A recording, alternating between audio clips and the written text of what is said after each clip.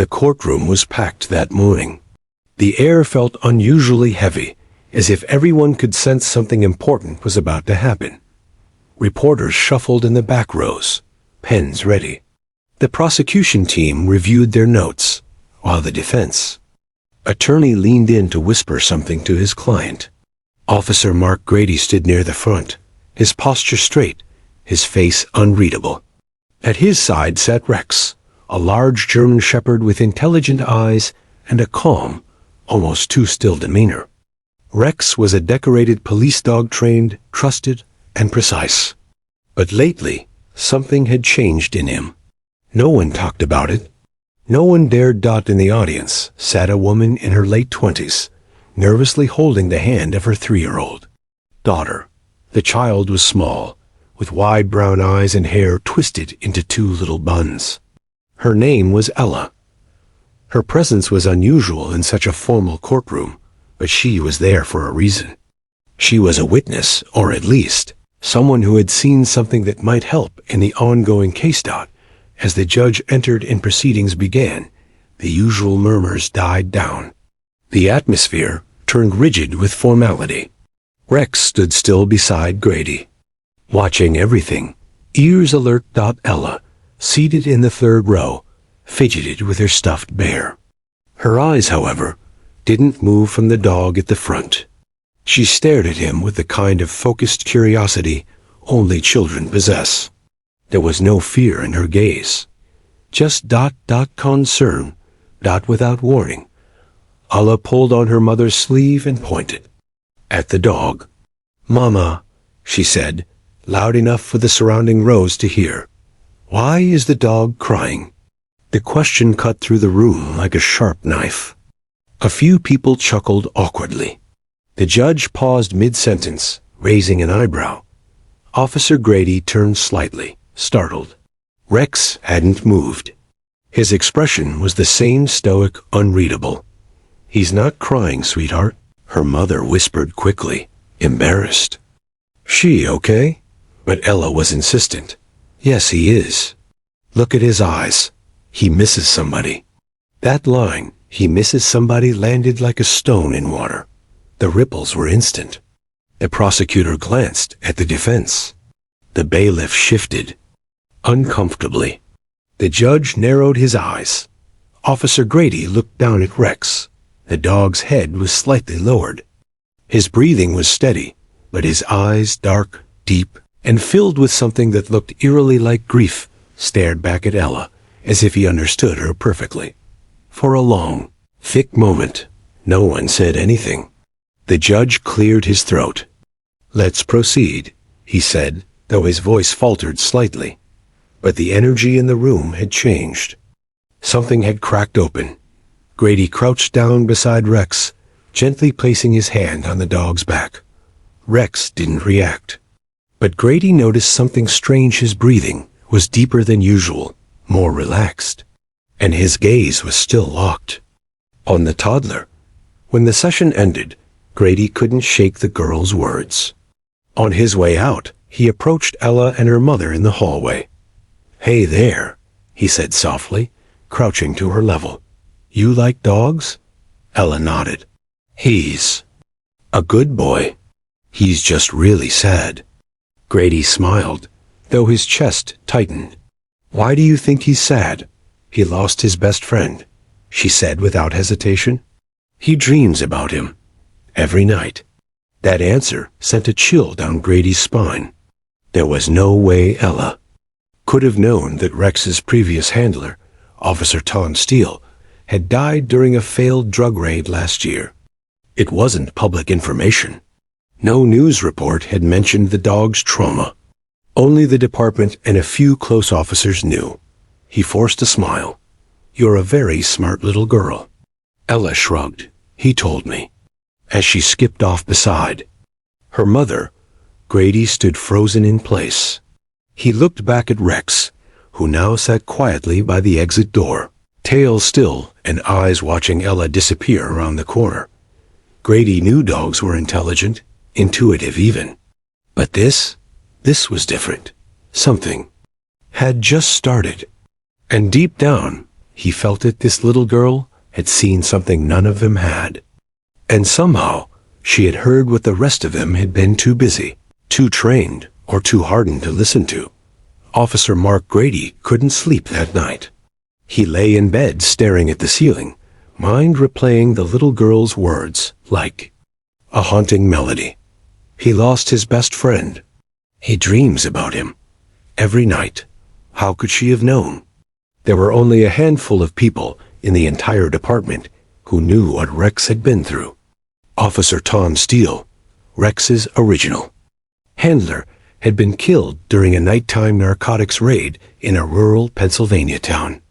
Rex had been with him, covered in his blood, refusing to leave his side.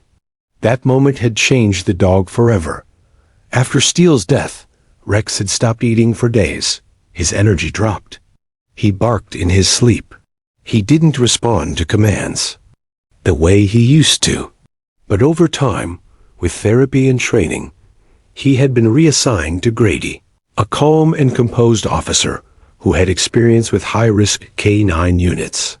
Though Rex followed commands, there was always a quiet sadness in him, something Grady couldn't name.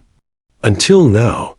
The next morning, Grady made a call to his captain and requested a temporary break from courtroom duty.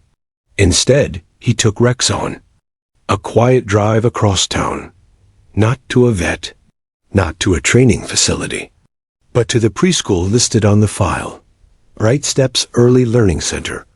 Ella was outside when they arrived, bundled in a tiny yellow jacket, drawing chalk rainbows on the pavement with her classmates. Her eyes lit up the moment she saw the dog step out of the patrol SUV. Rex. She shouted. Grady was taken aback. No adult had told her the dog's name. Yet here she was, arms open, as if welcoming an old friend home. Without hesitation, Rex trotted toward her, tail low, ears relaxed. He stopped just in front of her and slowly laid down, his massive head resting gently against her leg. Ella sat beside him, one hand stroking his thick fur, the other clutching her stuffed bear. Not once did she flinch. Not once did Rex resist. Teachers and aides stopped what they were doing. They stared in disbelief. That dog doesn't let anyone touch him, one of them whispered. Grady nodded slowly. He barely lets me. Over the next hour, Grady watched something remarkable unfold. Children ran and played, but Rex stayed beside Ella, soaking in her presence like medicine. When she stood, he stood. When she sat, he sat. It wasn't training, it was trust. When Grady approached her quietly and knelt down, she looked up and smiled. He feels better today. Yeah? He said softly. How can you tell? She shrugged. He's not dreaming about the fire anymore. It's quieter inside. Grady felt a chill crawl up his spine. No one had said anything about a fire. But Ella described it. The noise, the yelling, the fear in every detail matched the ambush Steele and Rex had faced months ago. Grady tried to ask more questions, but Ella didn't answer in facts. She answered in feelings, images, sensations. He still misses the man with the blue eyes, she whispered. But he knows he's not alone now. Grady swallowed the lump in his throat. Officer Steele did have piercing blue eyes. It was something he used to joke about. My eye scare suspects more than Rex's teeth. It had been true. When it was time to leave, Rex hesitated. Grady had to gently tug his leash to lead him back toward the car. Ella waved goodbye, holding up her stuffed bear. He can come back soon, she said confidently. He likes it here. Driving away, Grady looked in the rearview mirror. Rex sat in the back seat, calm and still, but something had changed in his posture. His head was higher. His eyes were softer. Something was healing. Grady didn't know how. He didn't know why. But he knew one thing now, beyond any doubt. That little girl wasn't just comforting a dog. She was bringing him back to life. Rex wasn't just a police dog. He was a survivor. After the raid that killed Officer Steele, everything changed. The department had lost one of its best men, and the dog had lost his partner, his anchor. During the memorial service, Rex had sat beside Steele's casket, motionless, refusing to eat for nearly 2 days afterward. They tried rotating handlers, changing routines, retraining him, but nothing could fill the void. Rex obeyed out of habit, not trust. His eyes were always elsewhere, always distant. Grady remembered the first time he was assigned to Rex. "He'll come around," someone had said. But deep down, Grady could tell Rex wasn't broken. He was grieving, and now a 3-year-old had seen that in a matter of seconds. Grady couldn't let it go. After their daycare visit, he spent hours that evening poring through Rex's original case files. The night Officer Steele was killed, was burned into the report's gunfire, exchanged inside a burning meth lab. Steele going down with Rex beside him, refusing to leave even as flames crept toward them. The SWAT team had to drag Rex away. He'd fought them. Grady closed the file and leaned back in his chair, rubbing his eyes. Ella had described a fire. How? No TV reports had included that detail. There were no photos. No one talked about the fire. It had always been classified as part of an ongoing internal review. Yet Ella mentioned it like a memory. It's quieter inside now. What did that even mean? He stared across the room at Rex, lying silently on the living room floor, his chin resting on his paws. There was something about the dog's posture. Now less guarded, less distant. Grady whispered, "She saw you, didn't she?" Rex didn't move, but his eyes lifted slightly, locking with Grady's. That night, Grady made a decision. The next morning, he didn't go to the station. Instead, he drove Rex back to Bright Steps Early Learning Center. Ella was there, drawing in the corner crayons, spread across the table like a rainbow. When she saw them, she lit up. "You came back." Rex trotted over, and the moment Ella reached out, he leaned into her, letting out a low, gentle huff, as if relieved. Grady watched silently. Then he sat beside one of the teachers. "Does she do this with other animals?" The teacher shook her head. "She loves animals, sure, but this is different. He acts like she's his person. She's 3. The teacher nodded. "And somehow, she's changing him." Over the next hour, Grady noticed something even more astonishing. Rex began to play. It started small, a slight tail wag. Then, chasing after a ball, Ella rolled across the grass. He even let another child pat his side. Small things, yes, but monumental for a dog who had been emotionally frozen for nearly a year. When Ella sat down in the sandbox, Rex nestled beside her like a guardian. Grady approached slowly. "Ella," he said gently, "can I ask you something?" She nodded, hands in the sand. "How do you know what Rex feels?" She looked up, as if surprised by the question. "I just know.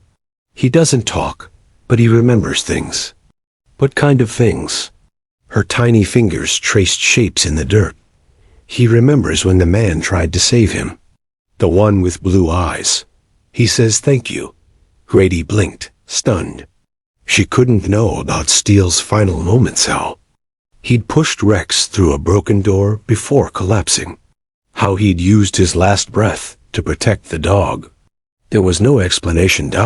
But Ella wasn't explaining. She was simply knowing. Before they left, she whispered something into Rex's ear. Grady didn't hear it. But Rex closed his eyes and sighed. And Grady, a seasoned cop who'd seen things that stole sleep and hardened hearts, felt something loosen in his chest. Maybe it wasn't about logic. Maybe healing starts when someone finally listens. Officer. Mark Grady hadn't believed in miracles. Not really. Not after years on the force. Seeing the worst in people: violence, addiction, heartbreak, grief. You learn to harden, to carry the weight of it without flinching. That's how he had survived. That's how he had learned to live with a dog like Rex. They were both quiet, both guarded, both loyal to people who were no longer here, but ever. Since that day in the courtroom, something in Rex had shifted.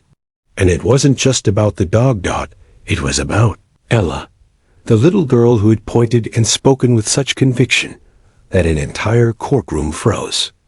The child who hadn't been trained in body language or trauma response, but had somehow seen through everything. She didn't ask if Rex had been trained. She didn't care about medals or ranks. She simply looked at him and knew. That week, Grady began taking Rex to Bright Steps every morning before his shift. At first, it was meant to be short visits, just a few minutes to give Rex a calm start. But they stayed longer each time. Ella would greet them at the door like clockwork. "Hi, Rex," she'd say cheerfully, as if welcoming an old friend. He would trot to her side, tail low and swaying, brushing his nose against her tiny hand. And then the magic would begin. He followed her everywhere. When she built block towers, he lay beside her. When she sat to read picture books, he curled near her feet. And when nap time came, he'd lie still as stone beside her mat, eyes half closed, calm in a way Grady had never seen before. Teachers were astounded. One even asked Grady, "Do you think she's special? Like, really special?" Grady didn't answer at first. Not because he didn't believe it, he just didn't know how to explain what he'd seen. "She connects to something we don't," he finally said. "I don't know what you'd call that." "Pure," the teacher replied. "I'd call it pure." One afternoon, something unexpected happened. Another child in Ella's class, Mason, a boy who rarely spoke, approached Rex cautiously. He had been terrified of dogs ever since a neighbor's pet had lunged at him months earlier. But now, watching Ella stroke Rex's fur without fear, he inched closer. Ella noticed. She didn't say a word. She just looked at Mason, and then at Rex. Rex, sensing the boy's hesitation, remained still, completely still. Mason slowly reached out, fingers trembling. When his hand finally touched Rex's back, the dog gently flicked his tail, not wildly, just enough to show peace. Mason smiled. The teachers nearly cried. Later, Ella whispered to Grady, "Rex is helping other kids now." Grady felt a lump rise in his throat. "Yeah, I think he is." But what struck him most wasn't just Rex's transformation. It was how he was changing too. Watching Rex heal, watching Ella lead, that healing was forcing Grady to confront something he had buried deeply, the guilt of surviving. He'd been there the night Steele died. Grady had been on radio support, not part of the direct breach. When the call went silent and backup arrived too late, part of him had always blamed himself. He hadn't admitted it, not even to the department counselor. But it had sat in his chest like lead. Now, watching Rex slowly find peace, Grady found himself wondering if the dog could forgive. Maybe I could too. That night, as he sat in silence with Rex curled beside the couch, Grady thought about Ella's voice, small, clear, without agenda. Just truth. "She sees what others miss," he whispered. And in that moment, for the first time in a long time, he felt the weight inside him begin to lift. The more time Rex spent with Ella, the more his old self returned. He started to run again, ears perked, tail rising high like it once had on patrol. He barked in the yard, not out of fear, but joy. Grady watched it all unfold like a dream he'd given up on. Rex was healing. But it wasn't the kind of progress a handler could train into a dog. This wasn't about treats or commands. It was about something deeper, something harder to define. It was about connection.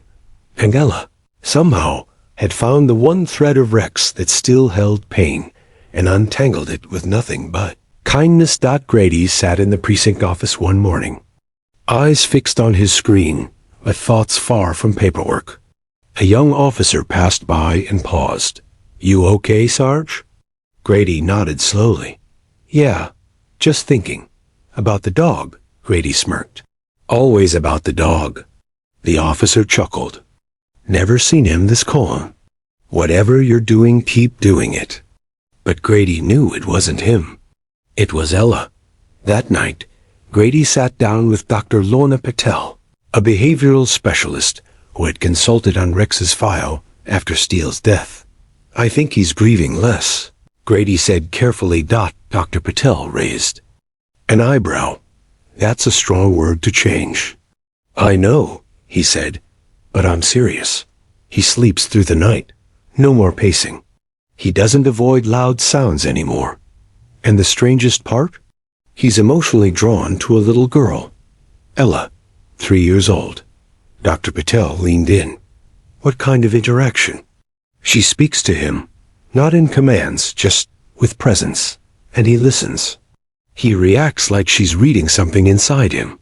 Patel considered this. "Animals respond to energy. But grief? That's rare. Most dogs detach after trauma. It's a defense. If she's reaching through that, she's something extraordinary." Grady nodded slowly. "She told me about Steele. Described the raid. The fire. She knew his eye. Color. She even said Rex dreams about it." Patel didn't respond for a moment. "That's not something you teach. That's something you feel." The next week, Grady took Rex on a longer stay at the daycare. He stayed from morning through afternoon. Rex became a sort of unofficial mascot. Children would line up to pat his back. But he remained closest to Ella, shadowing her like a loyal sibling. During story time, Ella would rest her head against him. At lunch, she fed him bits of her sandwich. When another child cried, she would guide them over and say, "Rex helps. Sit with him." And somehow, he always did. One day, a little boy named Tyler, who had refused to speak for weeks, began to talk after petting Rex for the first time. The teachers were stunned. Tyler had been in therapy for selective mutism, but nothing had broken through. Grady overheard it from the hallway, a soft voice saying, "He's soft. Like a pillow." The teacher turned, eyes wide. "Tyler, you're talking?" The boy smiled and pointed at Rex. He listened. It hit Grady like a wave. This wasn't just about one dog's recovery anymore. Something far bigger was happening.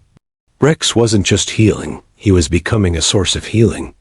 And it all traced back to a 3-year-old girl who never once claimed to understand grief, but instinctively knew how to comfort it. That evening, Grady sat on his porch, Rex at his feet. The sky was fading from pink to gray. Grady whispered, "You're different now." Rex didn't move. "I think I am, too." He reached down and rubbed the dog's neck, something he used to do with Steele's old jokes echoing in his ears. And for the first time, it didn't ache. It comforted Ella, hadn't just helped Rex. She had reminded Grady the healing wasn't about fixing, it was about feeling. And maybe, just maybe, they both had more life ahead than they thought. Right. Steps Early Learning Center was no longer just a place for preschool lessons and coloring books. It had become a quiet sanctuary.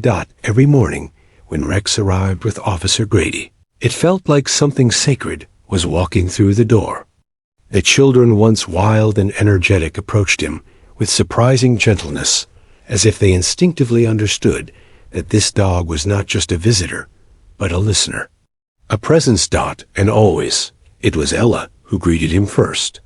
One chilly morning, Grady stood near the fence, watching Ella whisper into Rex's ear. The dog closed his eyes, leaning against her tiny frame. "What do you think she tells him?" asked Miss Carter, one of the teachers. Grady smiled faintly. "I don't know, but I think it's what he needs to hear." That day, something strange happened. As Ella played near the reading corner, Rex remained by her side as usual. But then a loud crashing noise echoed from the hallway, a janitor dropping a metal cart. Grady jumped slightly, out of habit. Even Miss Carter flinched. Normally, loud bangs set Rex on edge. In the months after the raid, sudden noises made him bark or bolt, but this time, Rex didn't move. Instead, he looked to Ella. She didn't seem afraid, so neither was he. He simply blinked, turned his head, and relaxed back into his spot. "You see that?" Carter whispered. Grady nodded. That would have triggered him before. Later that afternoon, while the kids painted paper leaves, Ella leaned in close to Grady and asked softly, "Did Rex used to be scared of noises?" He paused. "Yeah." "He was." She nodded, dabbing yellow paint on her groin. "Not anymore. He says the fire's further away now." Grady blinked. "What do you mean?" "He doesn't have to run from it in his sleep," she said matter-of-factly. "Now he sees trees." It stunned him. Rex's nightmares had indeed stopped. No more pacing, no more panicked barking at night. And the timing matched exactly when Ella had started seeing him regularly. What was she really connecting to? He didn't know. But she wasn't guessing. That same week, the daycare director called a meeting with Grady. She had been receiving calls from parents' stories of children going home calmer, happier. One father said his son, who struggled with social anxiety, was now sleeping through the night. Another said his daughter had started drawing pictures of dogs who make you feel better. They all mentioned one common thread. "Rex, this is bigger than comfort," the director said. "There's something therapeutic happening here." Grady agreed. "It's not just Rex, though. It's Ella. I've been teaching for 15 years, she said. I've never seen anything like that bond." And then came the story that changed everything. One of the aides, Ms. Harper, told Grady about a boy named Liam who had recently lost his mother in a car accident. He hadn't spoken to anyone about it. He would sit alone, unresponsive. But that morning, while sitting beside Rex, Liam finally said something. He whispered, "My mom's in heaven." "Rex knows," Miss Harper shared, tears in her eyes. The ripple was undeniable. Ella's quiet kindness had reached Rex, and now, through Rex, it was reaching others. That night, Grady sat at his kitchen table with a notepad. On the top line, he wrote, "Project Idea, K-9 Comfort Program."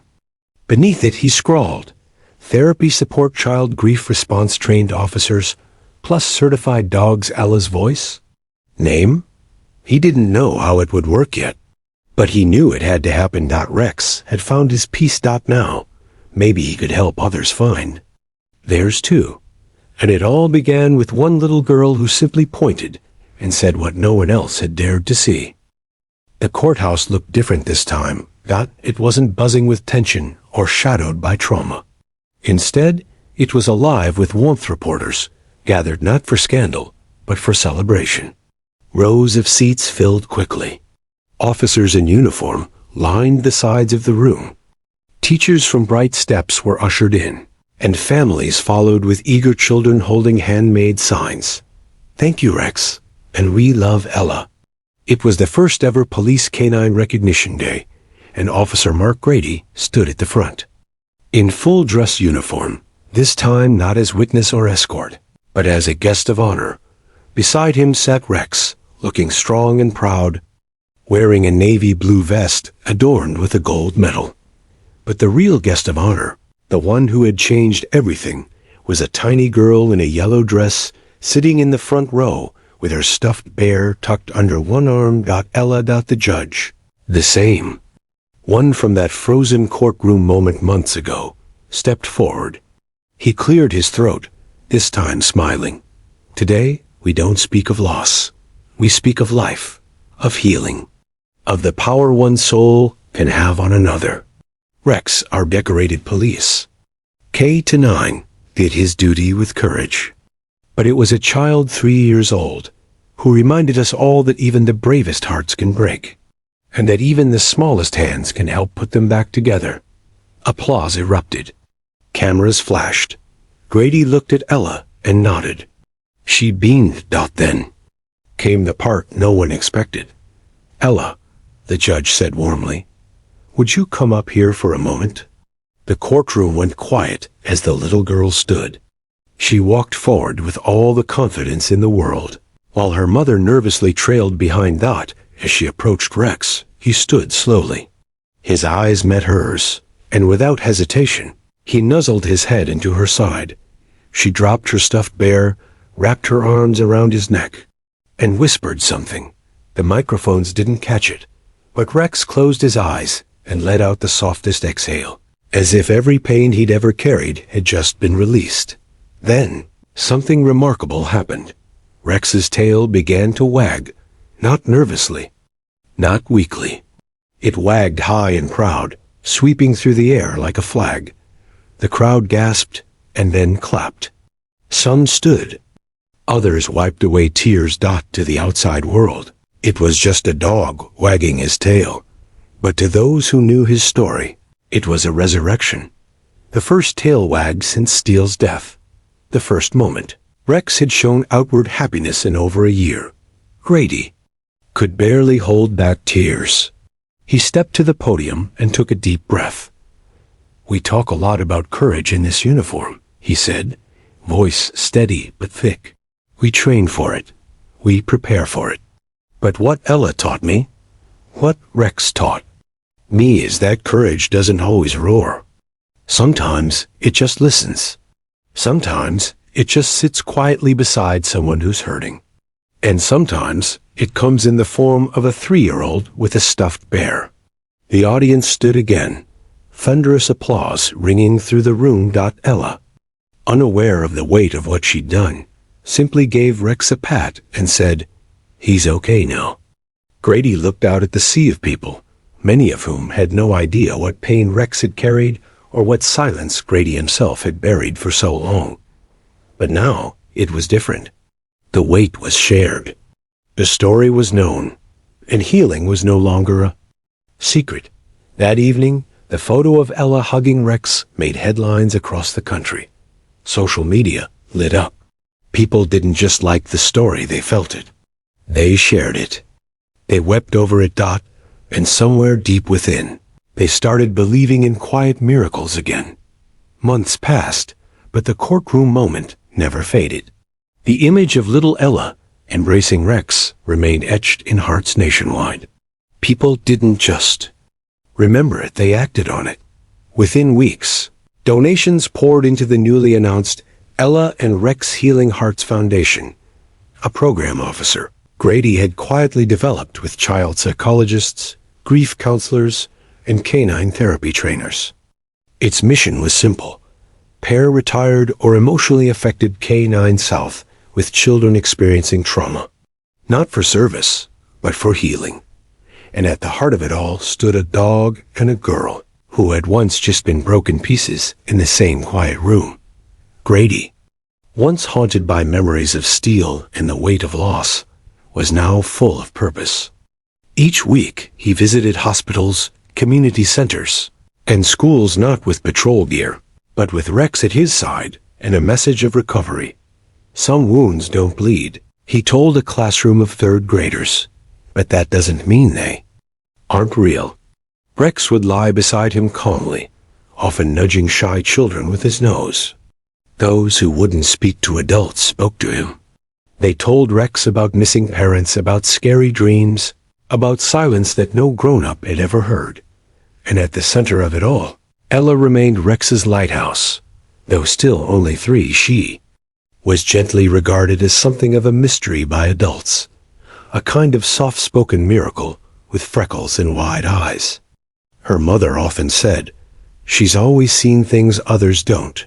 Maybe she was born with it, or maybe the world just taught her to listen sooner than the rest of us." One day, Grady brought Ella and Rex to a school where a boy named Caleb refused to talk since losing his older brother. For months, nothing worked, until Ella sat beside him with Rex. "You can tell him," she whispered. "He doesn't tell secrets." Caleb looked at her, then at Rex, then finally at the sky through the window. I miss him, he said. It was the first thing he'd spoken in nearly 8 months. Ella didn't reply with words. She simply placed her hand gently on Rex's head and smiled. And somehow that was enough. Word of the program spread. Soon, cities across the U.S. reached out, asking to replicate it. Not as charity, but as essential care. Veterans requested visits. Trauma units added K-9 therapy sessions. Foster homes asked for partnership. At one ribbon-cutting ceremony in Chicago, a reporter asked Grady, "Did you ever think this would happen? That Rex would do this much good after everything?" Grady looked at Rex, older now, but strong, his eyes still full of the warmth that had first flickered back to life beside a toddler. "I thought he was finished," Grady admitted. But Ella knew better. She didn't just save him. She gave him a reason to keep going. She gave me one too. When asked what she thought of it all, Ella had only said, "Rex listens better than most people. He remembers soft things." Eventually, Rex retired fully, no longer visiting in official capacity, but always staying near Ella. He slept by her bed each night. When thunderstorms came, he stayed calm, not because the fear was gone entirely, but because Ella was there. On his last day, peaceful, full of sun, he lay in the garden behind Ella's house, surrounded by wildflowers and soft breeze. Ella sat beside him, humming. "He's tired," she whispered to her mom. Then she leaned down and whispered something else into Rex's ear. He exhaled once, slowly. Then he slept. That night, the world mourned. Tributes poured in from people who never met him, but felt as if they had. Officers lit candles. Children left drawings. News anchors called him a hero, but Ella said it best. "He's not gone," she told Grady quietly. "He just ran ahead to wait." Grady nodded, eyes full. "And when we get there?" Ella smiled. "He'll already know our stories."